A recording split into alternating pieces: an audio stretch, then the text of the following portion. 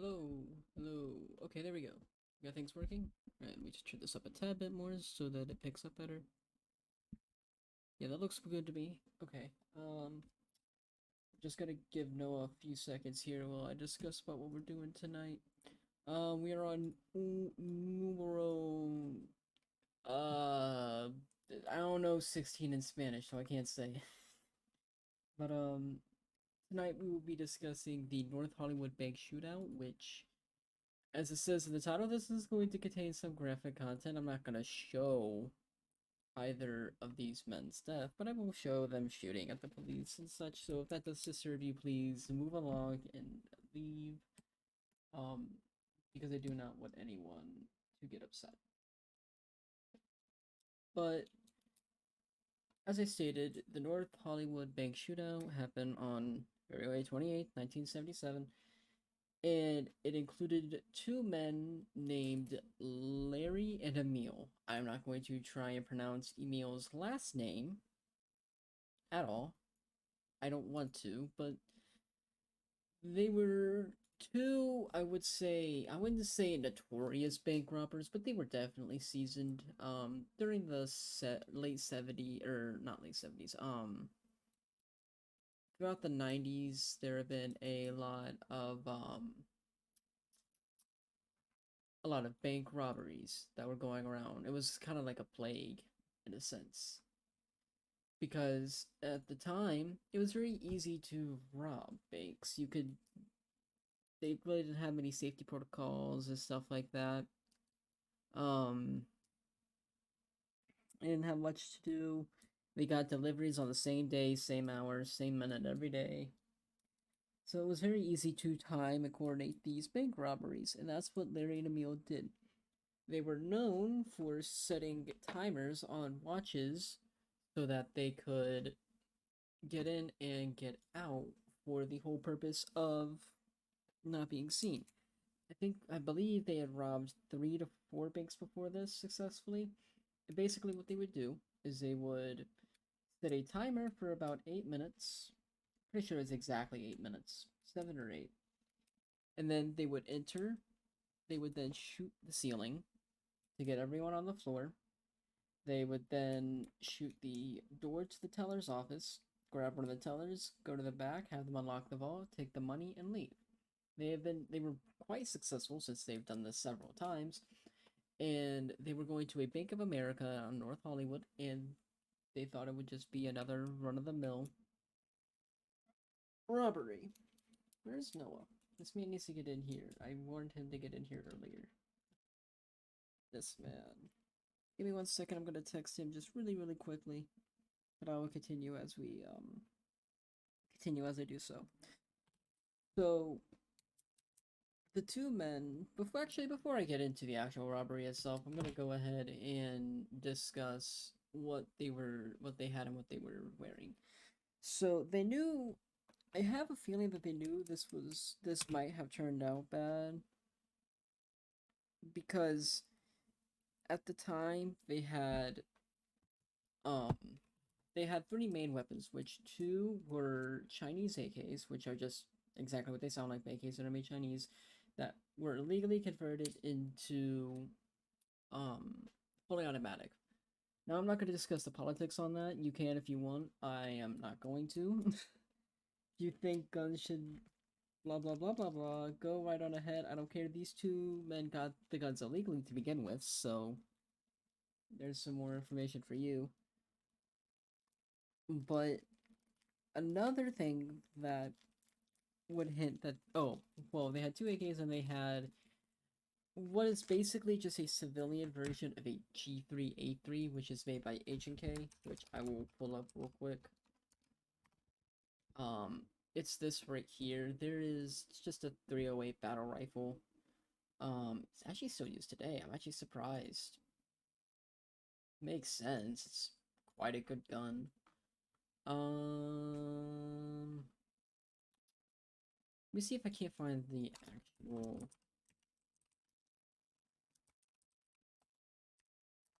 There is a civilian version of it. Variant.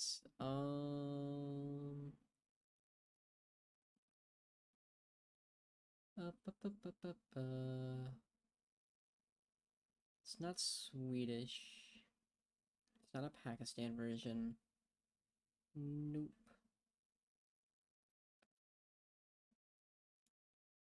Here it is, the PSG-1. The PSG-1 is basically just... Okay, it's not the PSG-1.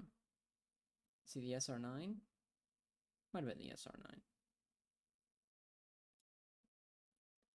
All I know is that it was just basically the exact same as you see in the pictures over here. That's the G3A3. I mean, that's the G385. Where's the G3A3? There it is, the G3A3. It's the bottom one right here.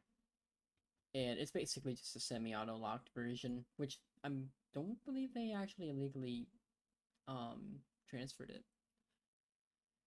But they had that. And lastly, they had a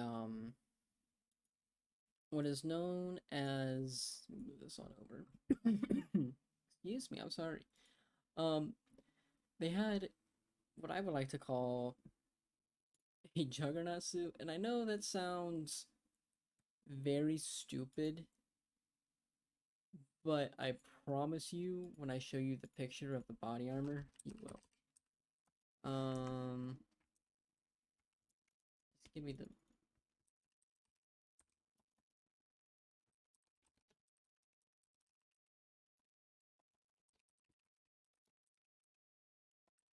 Basically, they had... Yep.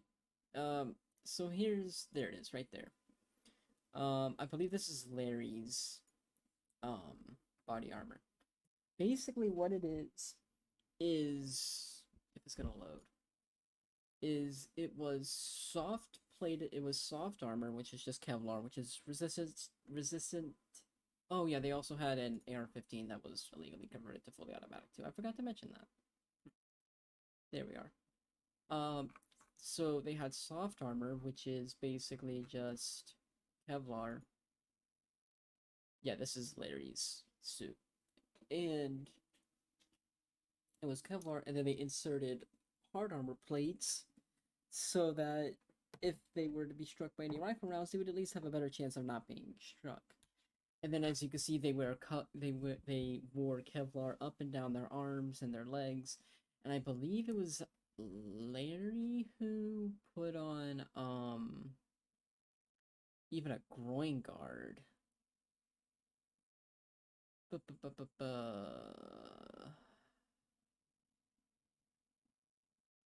Oh, I think they both wore it, maybe?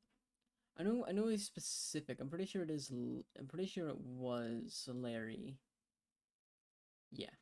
It was Larry who wore a groin guard, which basically protects your crotch, which is kind of ironic, because out of all the places he was struck, he was never once struck in his groin. So it was kind of useless, but they wore that. So to get onto the point where they actually started to rob the bank, we'll get started there. Larry and Emil did pull up into the bank in, I don't remember what type of car, but they did pull up. They did pull up, and before entering, they both took. Let's see if I can't pronounce this correctly. Where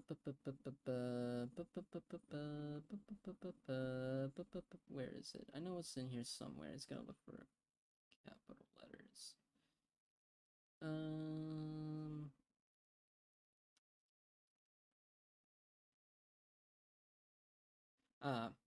It's an anti-seizure medication known as phenobarbital. Let's make sure I'm pronouncing that correctly.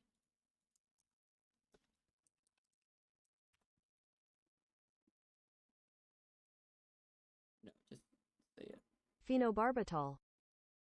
Why is there no audio? Do the thing. Phenobarbital. Okay, yeah, phenobarbital, which is just an anti-seizure medication. So basically, what it's gonna do is calm their nerves extremely. Because obviously you're wearing a extremely heavy bodysuit of armor, and four, five guns, six guns technically, because they both had sidearms. So you have the three, which for the AK, the two AKs, the G3, and then the converted XM15. I think it was called. It was an AR-15, but it was made by a company that named it differently. And then they both had two sidearms. So they used it as basically just a really strong nerve suppressor, to put it simply. Oh yeah, Larry was carrying a Beretta 92, which is just a civilian. From what I'm from what I remember seeing, it was a civilian, or it's just a version. It's just like it's a weird version of the uh Beretta 9, which is just the what is the Beretta called nowadays? What is it called now? Because I always thought it was 92. Nah, everything's being a little slow today. There we are. No, it is still considered 92. Okay, it's just called differently. FS. Wonder if they still sell it. Let me take a look. Yeah, woo! We get sales on guns. Woo! Gotta get Billy and the boys Beretta for Thanksgiving. Anyway, so after taking the phenobarbital,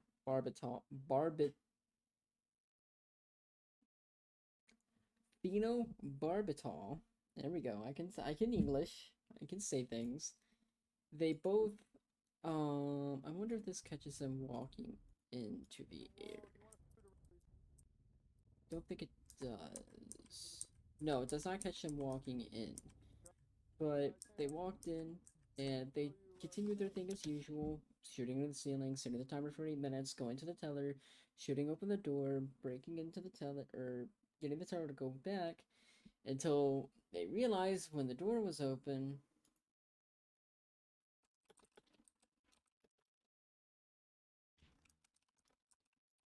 Sorry.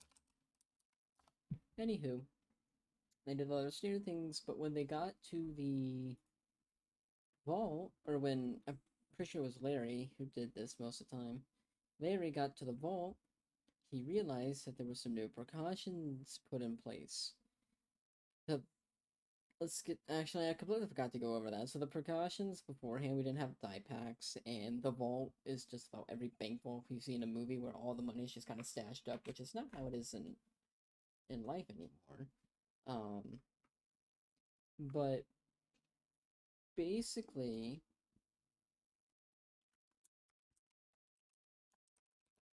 they get back there, and I am trying to text someone at the same time. I am so sorry. Anywho, I should probably just mute myself. Okay, there we go. They got back there, and they realized that the money is in these little boxes, pretty similar to PO boxes in a way, with all the money. And so they obviously weren't gonna wait for that person to unlock each individual box. So there's that out the window, and now we got introduced to die packs. Everyone knows what a die pack is, so I won't take too long describing it. Basically, a die pack is a little pack tossed in with every little box of money that's in there, and if it leaves, if it could be remotely triggered by the police or the bank, or if it is taken out of the bank. Some of these are now automated and will just go off. So Larry does take some of the money from the ATM, and the die pack goes off, and he thinks it's bad, so he just dumps it. So they don't get any money from this. And hopefully I can show you here. You could see Larry, who walks outside and looks up and down the street. I don't think.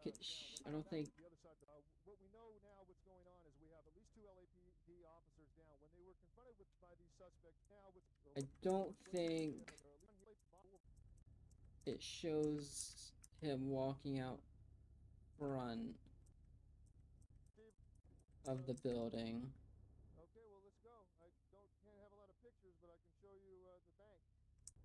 It does not.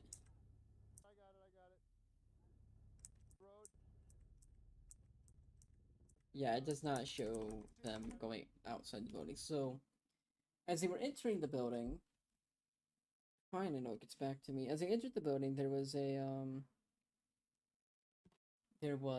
a patrol officer who happened to be in the area at the time and saw the two men go in. He immediately calls for backup and waits outside.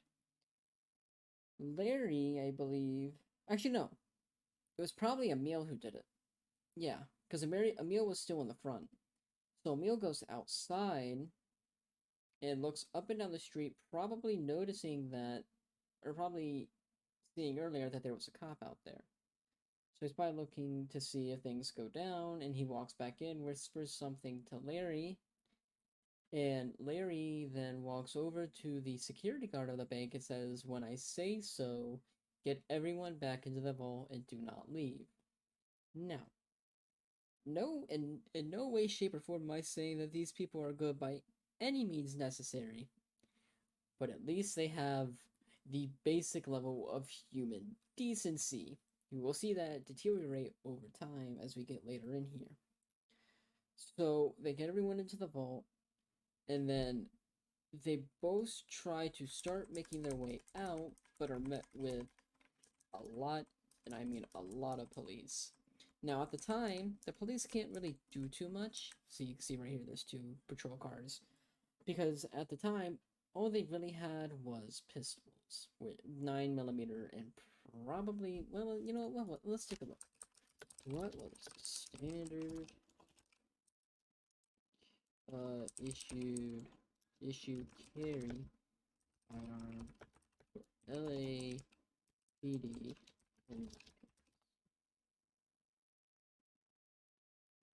Um, yeah, 357 and the Beretta 92, which was, yeah, so they were using 1911 and Glocks at the time, which are 9mm and 45 at best, which, if you know anything about firearms and penetration at all, even if the police were to land a shot on Emil or Larry, it wasn't going to do too much damage unless they started getting close, which you will see later as the firefight starts, so I can get to the beginning. Okay, here we go.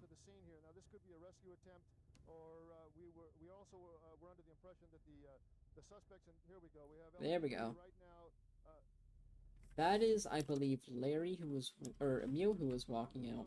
Yeah, and they immediately start taking fire as they walk behind the car, and it's unknown why they went outside. They could have just stayed in for a little bit longer, but it doesn't really make sense on why they went outside.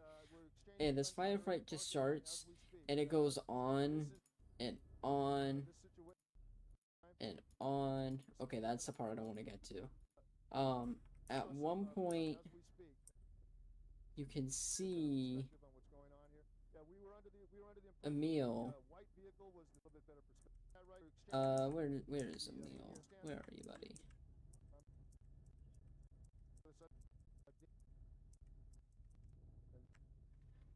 I don't know if I'm able to show it here, but Emil does get shot in the face when he had a ballistics mask on. Okay, so I think this is the best way to get. He gets shot in the face at some distance with the ballistics mask, and he just goes down and he sits there for a moment, and then just gets in the car. I'm gonna be honest with you. For the majority of the time, Emil doesn't do too much. He just kind of sits in the car and drives around, while Larry does a lot. I don't know if it shows it here, but they do take a few shots, but the body armor blocked it. So we can see it here that Larry is just firing upon the police as much as he can. Grabs what I believe is the G3A, or is that his final AK? Let me take a look. Okay, Um,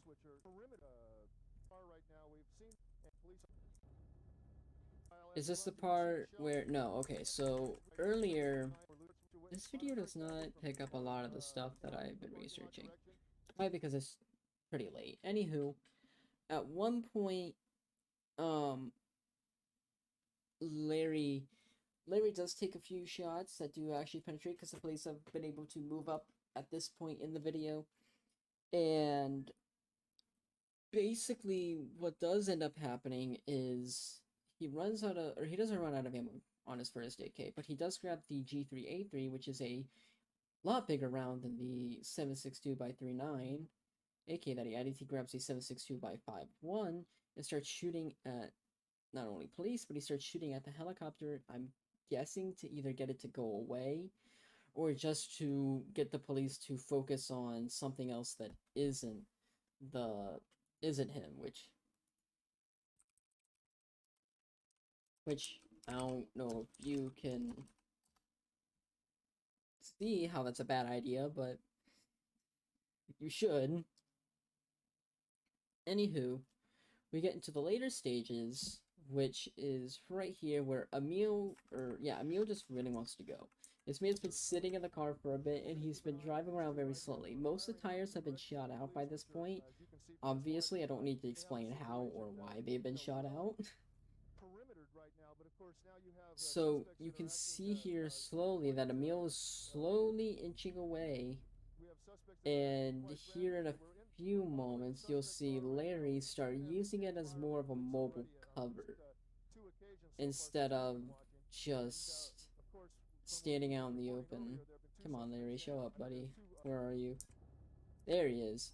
So he moves behind. Okay, so he does move. He does move to that final AK. This is where I'm pretty sure that's the downfall of Larry right there, is when he grabs out of the last AK. Because that was one that they had legally converted, and obviously he picked it last for a reason. So you could see almost immediately that he's having issues with this rifle because he doesn't want to shoot it. Like, you can see him moving down the street, and you can see him shooting, and then he just kind of sits behind this container thing, this semi-truck carrying a cargo container, and you can see right here. So, Larry is right behind over here, and as of right now, he probably still thinks that Emil is sitting like right here-ish, or at least still in the parking lot. So he can't see Emil as of right now. And I believe at this time when he takes cover behind here, he gets, oh, what's this malfunction called? It's not a stovepipe. I need to see what happened is I can show you a diagram of an AK. That's very inappropriate. I'll have to edit that out.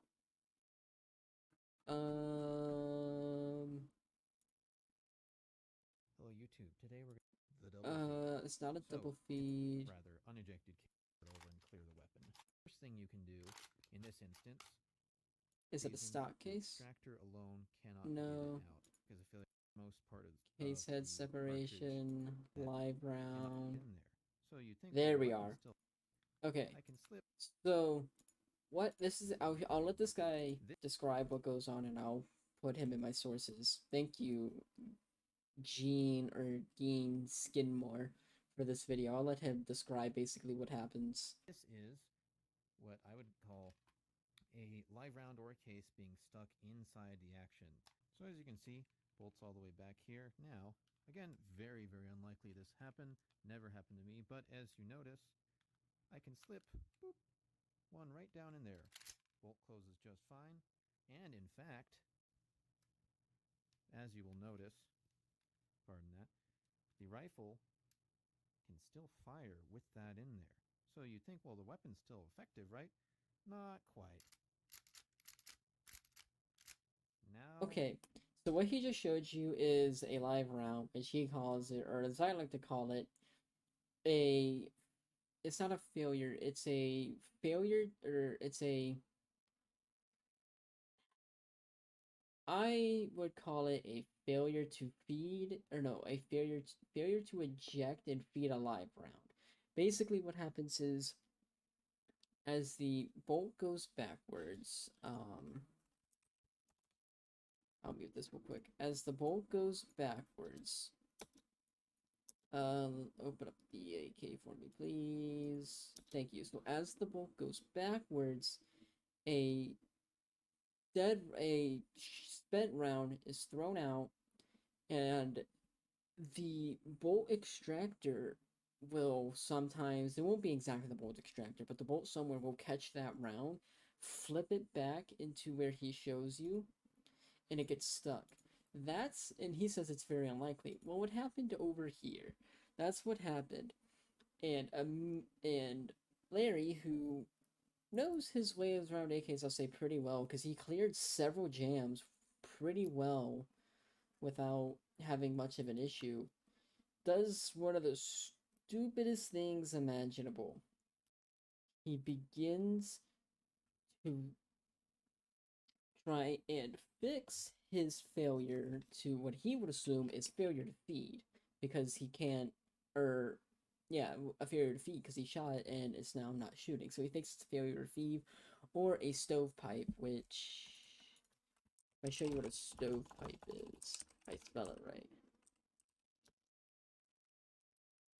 Stovepipe is where it's in a pistol, but I call for the most part with any round or with any gun is when the round gets stuck into the bowl, and the slide, at least for a pistol it's a slide. For the for a rifle, if it were to stovepipe, it would be the, basically just, if it's an AR, it'd be the upper. If it's the upper for any gun, unless it's a bullpup, which I'm not going to try and discuss bullpups with anyone here.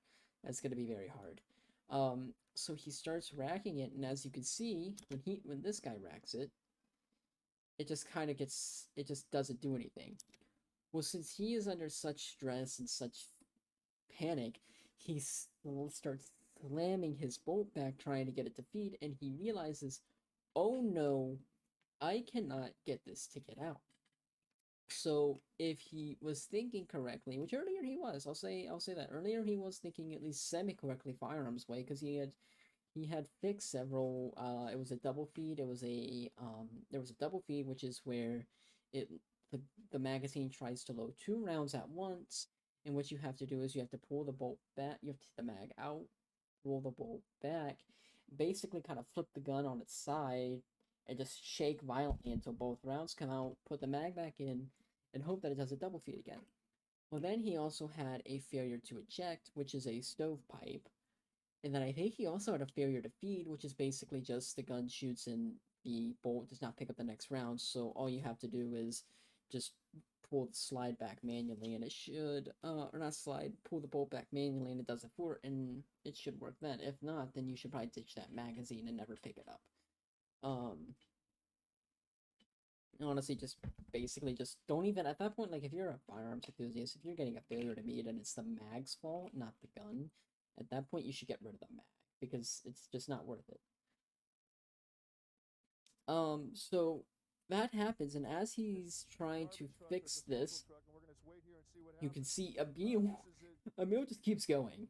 I don't know what honestly is going on at this point, because it's very hard to tell what's going on. Ugh, sorry, my mouth is getting dry. I needed some water. But you could just see, I'm guessing what happens is maybe Emil thinks that Larry has moved on, and Larry thinks that Emil stays back. That's my only assumption. That, or Emil just doesn't care anymore and wants to leave, and he's leaving Emil behind. Or, sorry, Emil is leaving Larry behind, not the other way around. And he actually he hits the curb. I forgot about that. That part's kind of funny.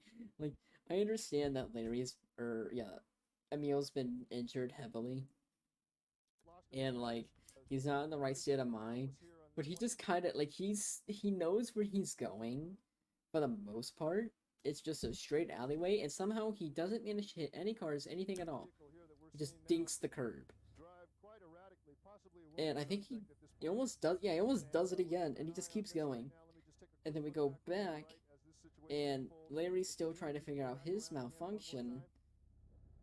And then is this the part where Emil tries to steal a van? No. I know Emil does eventually. Okay. Where's Larry at? Larry's basically, as of right now, Larry's just kind of rolled over under this car truck. And so does it show the police end up shooting at him? It might not. Okay, it doesn't. So I'm gonna stop right here because we're about to get something. I'm gonna skip this part. So as of right now, he has ditched. Larry has ditched the AK. It is carrying his Beretta M92, and you can see he starts firing at the police, and he's still firing. And in his left hand, it appears to be a magazine. And as you saw earlier, the AKs, they had drum magazines. And the only thing I could think of is that's either the AR-15 mag or the G3, which doesn't make any sense because he ditched both those weapons already. So I don't know why, one, he has it, and two, why he's carrying it.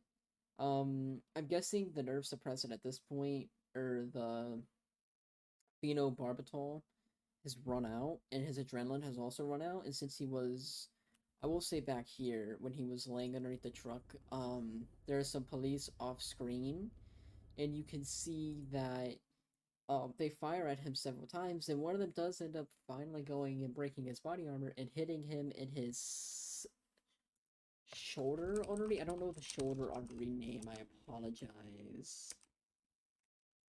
Artery. Don't. I can't spell artery. The thoracocarpal? No. I know it starts with something. Pulmonary. Pulmonary artery. What is that one? Can I see, like, where that is? Images. Where's the pulmonary artery? Okay, I don't think it's this. Major arteries.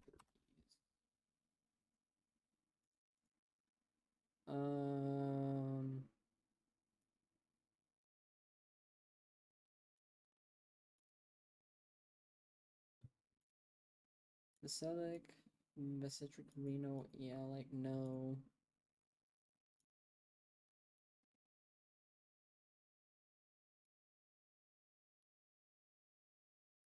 Cornea.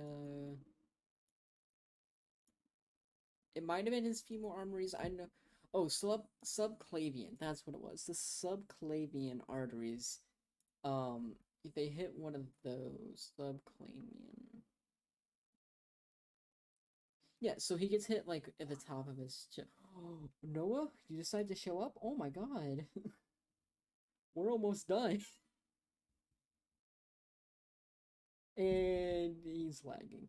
Beautiful. Oh, Noah, speak so I can hear how loud you are. Okay, well, he's here, but I'll give him a bit. Anywho, so he's hit in his artery, and at this point, he's kind of, I would say, basically delusional. And he's just kind of walking down, firing at the police. It is at that point, yeah, okay. Okay, yeah, I can't show that on stream. I cannot show that on stream. So you can see here when his hand hits that and he bends over. I'll skip that really quickly. He then leans over, sees no other way out, and you could assume what he does, and that is the end of Larry's story. I'm gonna leave it at that because there's some controversial topics where it's like the police continued firing at him and do end up striking his corpse a few times, but that's also because they didn't know that he um did said things. And so that is controversial. Like they should have known. Blah blah blah. I'm not discussing that with anyone here today because I'm gonna be honest. If I was the place at that time, if I saw just a guy laying down, um, and just kind of just sitting there, because he was laying down before. Larry was laying down before, so that's probably why they thought that. And now we're on to the final bit of Emil. Emil over here is still just limping along in the flattened tired car, just kind of moving along. And right here, he goes out to try and steal this car, I believe. Doesn't he? Yeah, he gets out. Noah, I gotta hear you. This part, I forgot about this part. This part's hilarious. Noah. No, he's still not here. I don't know what's up with him. So he goes to try and steal this car. And he gets out and he points his gun at the driver. And he tries waving. He's like a hitchhiker. He tries waving the car to come back. And he's just sitting there aiming, and he's like trying to usher. He shoots at the car eventually, and then he just kind of gives up. And then he just does this for about a solid like 10 seconds. I'm guessing. I really don't know why he does this. He just kind of leans in. Ooh, oh yeah, he was hitting his leg, wasn't he? So he gets back in, starts driving, driving, driving, driving, driving, driving, driving, driving, driving, driving, driving.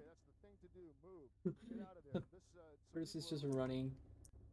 He then tries to steal this truck, is unsuccessful. Um, and then okay, here we go. So this bit is when the FBI or not FBI, the SWAT team shows up after he tries stealing the truck. He doesn't even try attempt to get in. And he goes, lays down, and just starts shooting, shooting, shooting, shooting. And you can see here.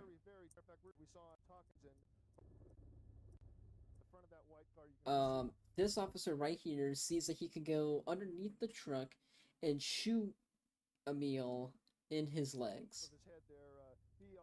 And then you can see he lays down, starts shooting, and that's when he gives up. That's when he gives up, as soon as his legs start getting shot.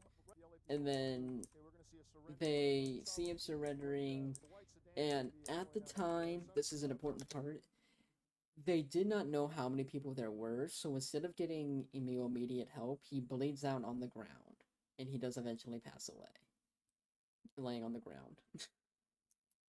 So that is the end of the North Hollywood shootout.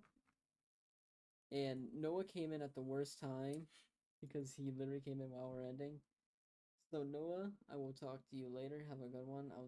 I probably won't see you tomorrow. I'll probably see you on I'll see you on Tuesday. No, I won't be back till Tuesday. Um but you have a good night, Noah. You guys also have a good night. I'll be here next Thursday as per usual. I hope you have a good night, good day, depending on when you're watching this and when and where you're at. Have a good one.